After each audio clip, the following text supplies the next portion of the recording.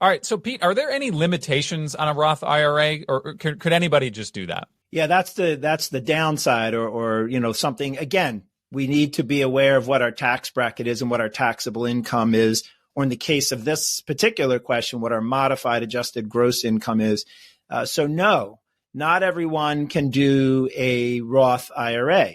So that's why I think it's really important, if you have the option at work in an employer plan, you don't have these income limits and you can make contributions to a Roth IRA. So if you're trying to get into a Roth IRA and you feel you can't, or you want to make larger contributions, that's one way about it. When you are a single filer, there is a limit of 161,000. If you make over that, you're not going to be able to put into a Roth IRA. If you make over 240, you're not going to be able to do it as a joint filer. And that's modified in adjusted gross income. When we look at your tax bracket, and this is another confusion sometimes between brackets and adjusted gross income. Brackets pertain to your taxable income. Adjusted gross income is all of your income that you have, and then there are some deductions, like, say, for example, a tax deductible IRA contribution that comes off of that, and that creates your adjusted gross income. And then there, you get all the way down to your taxable income number, and that's after standard deductions and those things. That's the number that the bracket looks like. So another thing to think about: if you make 200,000, you think I'm in, I'm making 200,000. I'm in the 24% tax bracket. Well, no, let's get down to how much you're actually being taxed on. So kind of get off on a little bit of tangent, but you can start to see why it's important to understand brackets. It's also important to understand this modified adjusted gross income. That's a number we start adding back to some of your taxable income to determine if you're eligible for a Roth. And so if you're over those numbers, over those limits, you can't contribute to a Roth.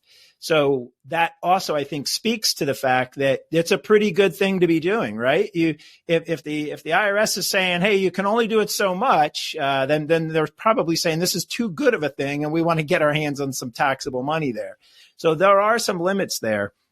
And one of the things that I find, once we start having that question, many people turn on the news. They have read something about a backdoor Roth, or sort of a loophole, if you want to call it that, a trick way to get into a Roth IRA.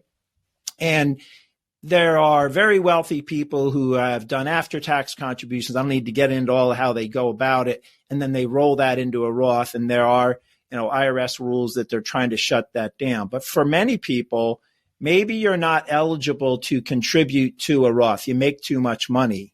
You can always make a contribution to a traditional IRA plan. And if you're making too much that you can't put into a Roth, you're probably making too much that you can't deduct the IRA. So you're going to make an after-tax contribution to the traditional IRA.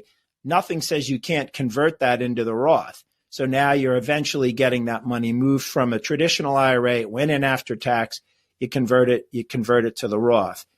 The problem with that is if you have an IRA, you're going to have to convert that first before you convert the after-tax money. So it's not a works for everybody thing, but you can start to see why getting organized really makes a difference, because now you start to see how close am I to these brackets? How close am I to these limits? Can I do something this year that I won't be able to do in the future? Is there something I can do to reduce my income so I can qualify? That's why this is such an important time of year to get yourself organized and start to line these things up, and you can do some real powerful planning. Sounds like a good problem to have if you're not eligible for a Roth IRA. I'm over here thinking, man, it looks like I'm really eligible for one of these. I might, I'm not going to have any issues getting into a Roth. That's going to be nice. Well, you got two wage earners in a household, and next thing you know, those numbers start getting up there. But a lot of times you're close to it, and that's really why I think that's why this organization we're talking about matters so much.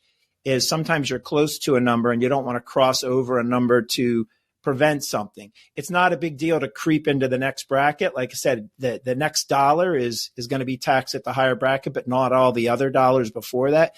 But these other things might be, that $1 over made you ineligible to do something. And, if you were looking ahead, you could prepare for that and maybe plan around it.